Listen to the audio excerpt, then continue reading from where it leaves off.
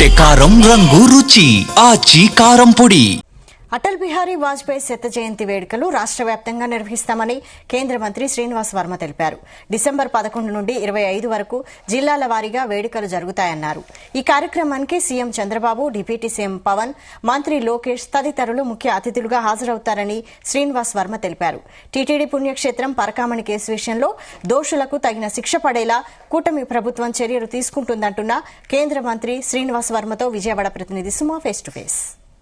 బిహారీ వాజ్పేయి శత జయంతి వేడుకలను జిల్లా వ్యాప్తంగా చేసే విధంగా అయితే ఏర్పాట్లు చేశారు. వీటికి సంబంధించి ఏదైతే ఉందో పోస్టర్ లోగో ఆవిష్కరణ అయితే చేశారు. వీటికి సంబంధించి కేంద్ర మంత్రి అయిన శ్రీనివాస్ వర్మ అయితే ఈ ప్రోగ్రామ్కి అయితే అటెండ్ చేశారు. సార్ చెప్పండి సార్, ఎన్ని రోజులు ఈ ప్రోగ్రామ్ వాజ్పేయి అటల్ బిహారీ వాజ్పేయి శత జయంతి వేడుకలు? 1వ తారీఖు నుంచి డిసెంబర్ 25 వరకు పెద్ద ఎత్తున రాష్ట్రంలో యాత్ర, రాష్ట్రంలో ఉన్నటువంటి అన్ని జిల్లాలని కవర్ చేసి పెద్ద ఎత్తున రాష్ట్రంలో ఉన్నటువంటి అన్ని జిల్లాల్లో కూడా పెద్ద ఎత్తున అటల్ బిహారీ వాజ్పేయి గారి కాంస్య విగ్రహాలు నెలకొల్పడం ద్వారా జరుగుతుంది యాత్ర. సార్, ఇప్పుడు మీరు వచ్చి 18 నెలలు అవుతుంది మన ప్రభుత్వం, కానీ కుటుంబ ప్రభుత్వం నుంచి ప్రతిపక్షం అయితే ఏం పరిపాలన సరిగా లేదు, సంక్షేమ పథకాలు అందే విధంగా లేదంటూ ప్రతిపక్ష పార్టీ నేతలు అయితే వాపోతున్నారు. దానికి మీ సమాధానం సార్? ఈ 18 నెలల కాలంలో రాష్ట్రంలో, కేంద్రంలో ఎన్డీఏ ప్రభుత్వాల ఆధ్వర్యంలో ఎంత పెద్ద ఎత్తున అభివృద్ధి జరిగిందనేటువంటి విషయం ప్రజలకు తెలుసు. ముఖ్యంగా ఈ రాష్ట్రంలో 18 నెలల కాలంలో ఎంత అభివృద్ధి జరిగిందనేటువంటి విషయం ప్రజలకు తెలుసు. గత 5 సంవత్సరాల్లో అభివృద్ధి జరగకపోగా అన్ని వ్యవస్థలు రాష్ట్రంలో స్తంభించిపోయినటువంటి సంగతి ప్రజలకు తెలుసు. ఇవాళ పెద్ద ఎత్తున సంక్షేమ పథకాలు అమలు చేస్తున్నారు. పెద్ద ఎత్తున యువతకు, నిరుద్యోగ యువతకు ఉపాధి కల్పించేటువంటి ప్రయత్నం చేస్తున్నారు. పెద్ద ఎత్తున పరిశ్రమలు ఇవాళ రాష్ట్రానికి వస్తున్నాయి. గతంలో 5 సంవత్సరాల్లో ఆయన ముఖ్యమంత్రిగా ఉన్నప్పుడు, ఇవాళ వైసీపీ ప్రభుత్వం అధికారంలో ఉన్నప్పుడు రాష్ట్రంలో ఉన్నటువంటి పరిశ్రమలు సైతం కూడా ఇక్కడ దుకాణాలు క్లోజ్ చేసుకుని బయట రాష్ట్రాలకు వెళ్ళిపోయిన పరిస్థితి నుంచి ఇవాళ కొత్త పరిశ్రమలు రావడం, వెళ్ళిపోయినటువంటి పరిశ్రమలు తిరిగి రావడం కూడా ఈ రాష్ట్రంలో జరుగుతూ ఉంది.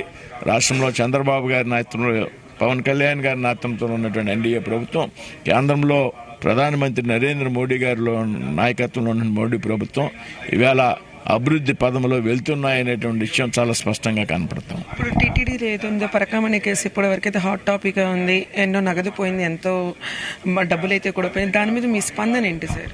ఇప్పుడు పరకామణిలో 72,000 రూపాయలు పోయినాయి, 14 కోట్లు కట్టించాం. కేవలం 72,000 రూపాయలు చోరీ జరిగితే ఇంత పెద్ద ఎత్తున అలజడి సృష్టిస్తున్నారనేటువంటి ఆయన చేసినటువంటి వ్యాఖ్యలు అయితే ఉన్నాయో, ఆయనకి తిరుమల వెంకటేశ్వర స్వామి మీద ఏమాత్రం కూడా భక్తి శ్రద్ధలు లేవు అనేటువంటి విషయం తెలుస్తా ఉంది. ఒకప్పుడు బీజేపీ అంటే ఏపీకి సంబంధించి ఏది బీజేపీ అంతా ముందుకు వెళ్ళింది అయితే లేదు. ఇప్పుడు కుటుంబ ప్రభుత్వంలో సక్రియ చేయనక కుటుంబ ప్రభుత్వంతో పాటు మీరు ముందడుగేస్తున్నారు. ముందు కూడా ఇంకేమైనా పథకాలు కానీ కుటుంబ ప్రభుత్వం చేసి ప్రజలకు సంక్షేమ పథకాలు అందే విధంగా మీరేమైనా చేయబోతున్నారా? కలిసి పనిచేస్తాం కదా.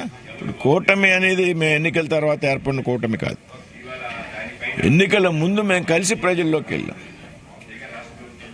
మాకు కలిపి ప్రజలు పెద్ద ఎత్తున మాకు మ్యాండేట్ ఇచ్చారు. మీరు కలిపి పనిచేయాలి అని ప్రజలు తీర్పిచ్చారు. 5 సంవత్సరాల వైసీపీ పాలనలో అనుభవించినటువంటి ఒకసారి అవకాశం ఇచ్చారు వైసీపీకి. తప్పు చేశామని ప్రజలు భావించారు.